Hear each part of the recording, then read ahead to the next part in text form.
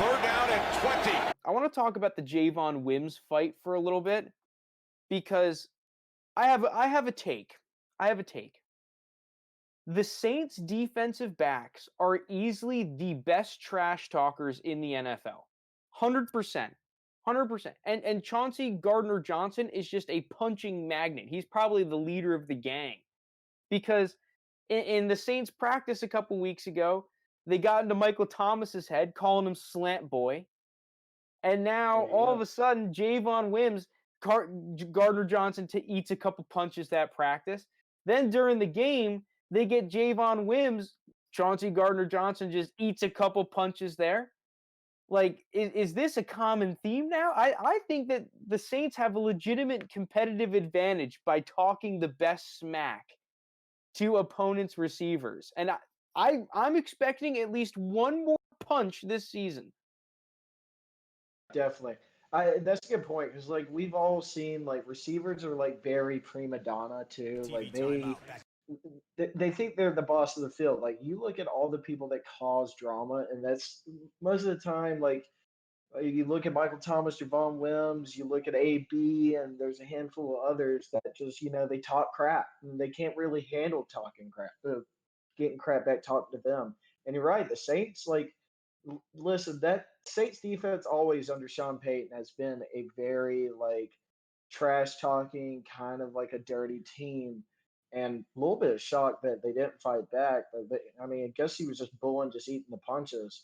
But yeah, I'm guessing it was just trash talking. He probably like said something that just really triggered Javon Wims off.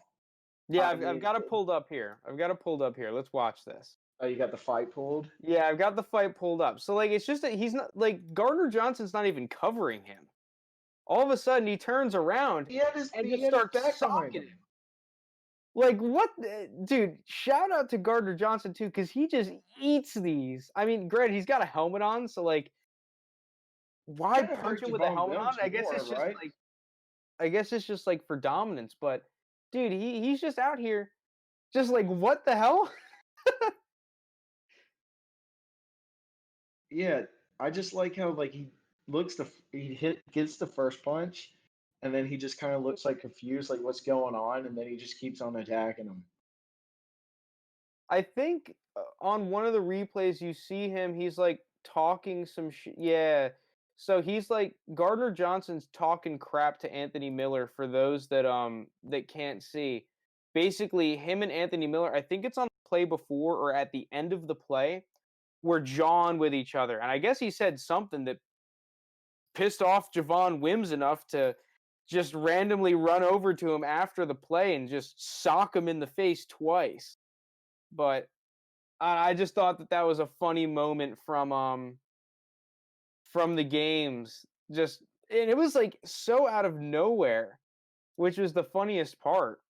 Yeah, and I don't know if we'll ever know what like really was in the like cause of it, because like Javon Wims, he's like commented on it and he's like apologized, and of course that's gonna happen. But I mean, it's very peculiar, Like it was definitely between the lines. He talked some smack, and then like he just like fueled him up, and he's like, "Screw it, man! Like I suck.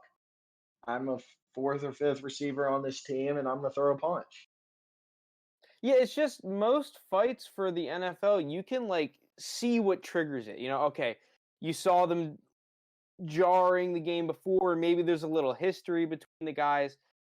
This one, it was just like I think Javon Wims just lost his temper. Like, because they're every game there's a ton of trash talk. But like obviously, but like you're right, he's like a bench player. I mean, no offense to the Wims or anything, but this could significantly hurt your chances of making another roster in the future because you can be on the equal playing field as someone else, and the head coach says, well, okay, this guy didn't just start randomly throwing punches one game, so I guess we're going to go with him.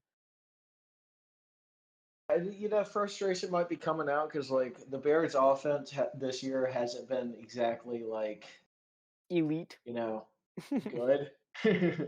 Been very dicey, and the Saints are going to get in your head, man. That's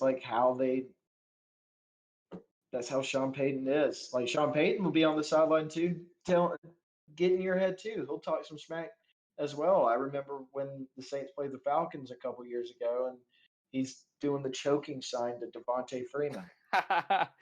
Yeah, I, So I like, I mean, remember they're that. just That was great. yeah, that's who they are. And that's on you if you're able to take it or not. But apparently, Javon Wims had enough of the smack talk, just couldn't handle anymore. Rather get suspended for 2 games. Yeah, he got suspended for 2 games. I mean, I'm not sure that really impacts the Bears at all. Yeah, I've got it pulled up here. Let me just show it on the screen. Bang time. Yeah, here's Sean Payton with the choking. Yeah. Saints head coach Sean Payton is under fire after making choking gesture at opposing player. Jesus. That was wild. That's a little bit over the top in my opinion, just because obviously he's not meaning it as like, "Oh, I want you to choke and die." Like it was because they Yeah, choked no, the Super Bowl, it was a year after the Super Bowl. but like still, it's a little aggressive.